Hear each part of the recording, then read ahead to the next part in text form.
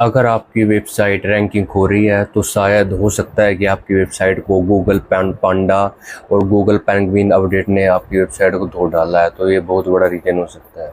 तो हमें इसके बारे में बहुत डिटेल से जानना पड़ेगा कि ये होता क्या है और किस तरीके से हम इनसे बच सकते हैं। तो आज का ये हमारा पार्ट है, ये SEO फॉर बिगिनर की प्लेलिस्ट का 37 पार्ट हम आपके सामने लेके आ रहे हैं। इस पार्ट से लेकर हम 1 2 3 पार्ट में अभी गूगल एल्गोरिथम को पहले क्लियर करेंगे, जो सबसे इंपॉर्टेंट एल्गोरिथम अपडेट है।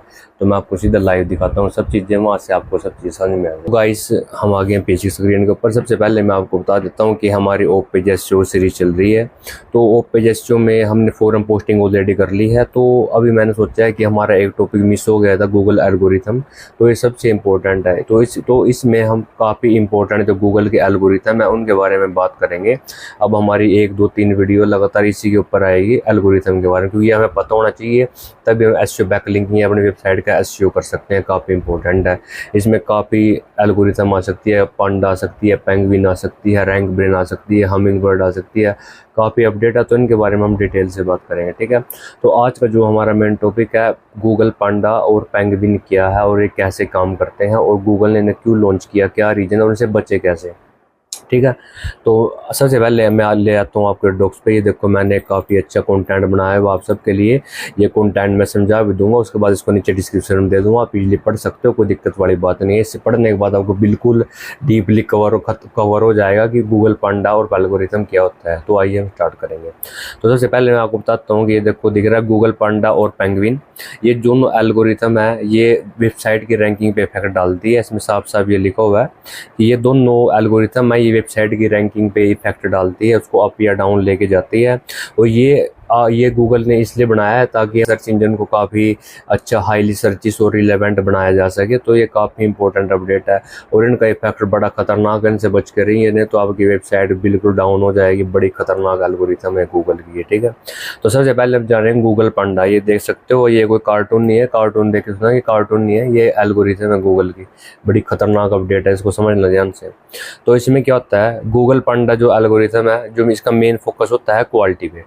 मैं थोड़ा बता देता हूँ, उसके बाद इसको पढ़ के बता दूंगा। जो गूगल पांडा होती है उसका जो मेन फोकस होता है कंटेंट की क्वालिटी पे, कि कोई वेब मास्टर, कोई वेबसाइट को ओनर किस तरह का कंटेंट अपनी वेबसाइट पे डाल रहा है, कोई किस तरह का लॉन्ग कंटेंट डाल रहा है, थिन कंटेंट डाल रहा है, डुप्लीकेट कंटेंट डाल रहा है।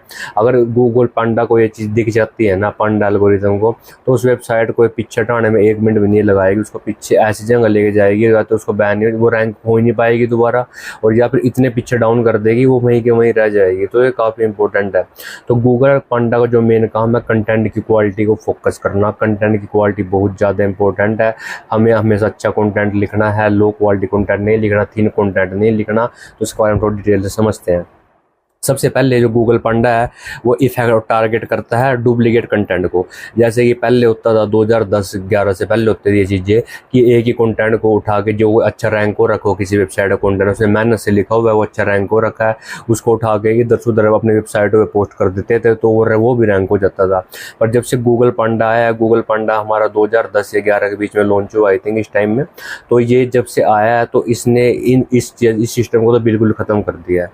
सिर्फ एक एक ही उस पेज पे रैंक हो सकता है। अगर किसी ने कॉपी पेस्ट किया कंटेंट को तो उसकी वेबसाइट को बिल्कुल डाउन लेके चल जाएगा और बिल्कुल उसको पीछे लेके चल जाएगा और दोबारा उठ नहीं पाएगी वेबसाइट। तो डुप्लीकेट कंटेंट हमने बिल्कुल स्किप कर दो। SEO में डुप्लीकेट कंटेंट कभी मत करो, चाहे लिंक बिल्डिंग कर रहे हो चाहे वेबसाइट पर डाल रहे हो, डुप्लीकेट कंटेंट का ध्यान रखना है।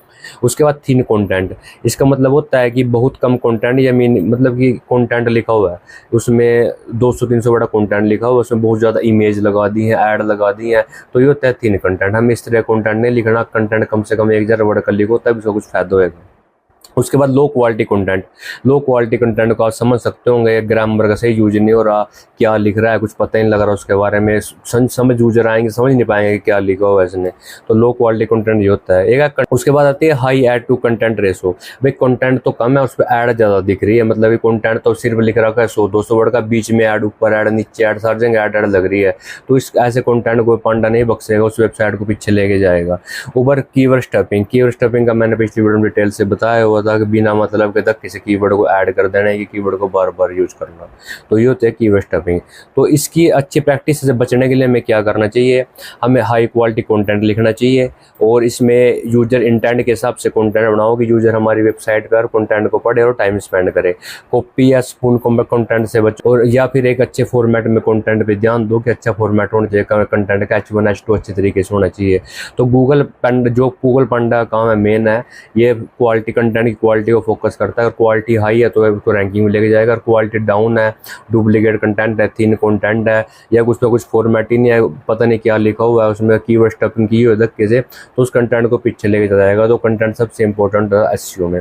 तो इसलिए गूगल पांडा को बहुत खतरनाक माना गया है। ये सबसे ज़्यादा खतरनाक अपडेट है कंटेंट के हिसाब से। इस कंटेंट को पीछे जाने में टाइम नहीं लगता।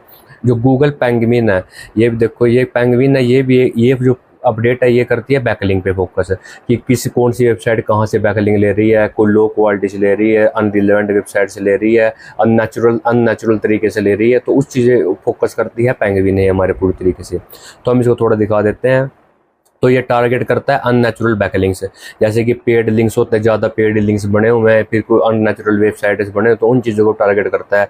इसलिए मैं हमेशा बोलता हूँ कि सारे 100% पेड बैकलिंक्स मत बनाओ, उससे रैंकिंग तो आपकी हो जाएगी, पर पेंगुइन की नज़र पड़ गई ना उसको, तो वेबसाइट को उठा के ऐसी जगह रख देगा, वहाँ से उठाते रहना, उठेगी नहीं वेबसाइट, तो बड़ी दिक्कत हो जाएगी। उठ भी जाएगी तो पता नहीं, सारा प्रोसेस शुरू से करना पड़ेगा, कि पहले शुरू से अच्छे सारे जो क्वालिटी जो लिंक्स बने हुए हैं उनको डिलीट करोगे, फिर नए बैकलिंक्स बनाओगे, सारा प्रोसेस शुरू से करना पड़ेगा। तो एक आप इंपॉर्टेंट होता है।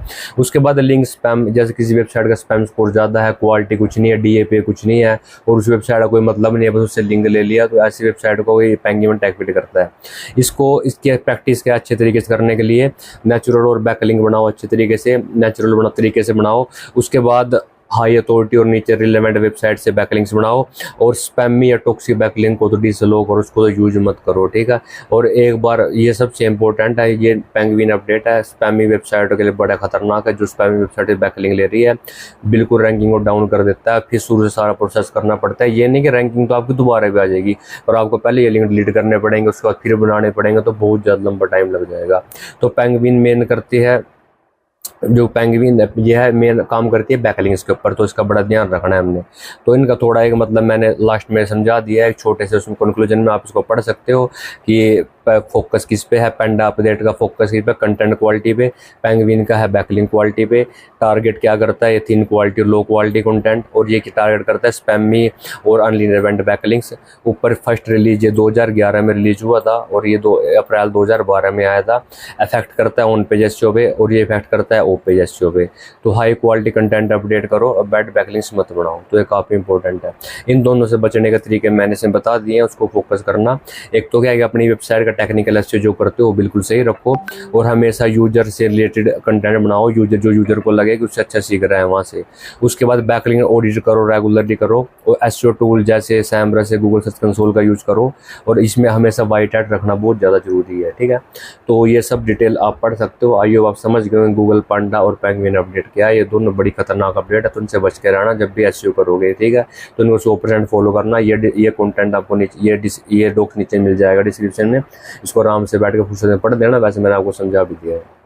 अगर आपको वीडियो अच्छी लगे तो वीडियो को ज़्यादा लाइक करें। ऐसा कुछ सीख रहे हो वीडियो हमारे चैनल से तो हमारे चैनल को सब्सक्राइब करें और बेल आइकन जरूर प्रेस कर दें, ताकि जो भी हमारे वीडियोस की नोटिस सबसे पहले आपको मिल जाए। और हमें सोशल मीडिया पे हमारे साथ जरूर अटैच हो, वहाँ पे हम लेटेस्ट अपडेट शॉर्ट्स वीडियो डालते रहते हैं एल्गोरिथम के बारे में, अपडेट के बारे में, तो काफ़ी इंपॉर्टेंट होते हैं। तो वहाँ से आप हमसे कनेक्ट हो सकते हो ईजिली, वहाँ से हम आपकी हेल्प करने की कोशिश करते हैं, ठीक है। तो मिलते हैं नेक्स्ट वीडियो में नेक्स्ट एल्गोरिथम के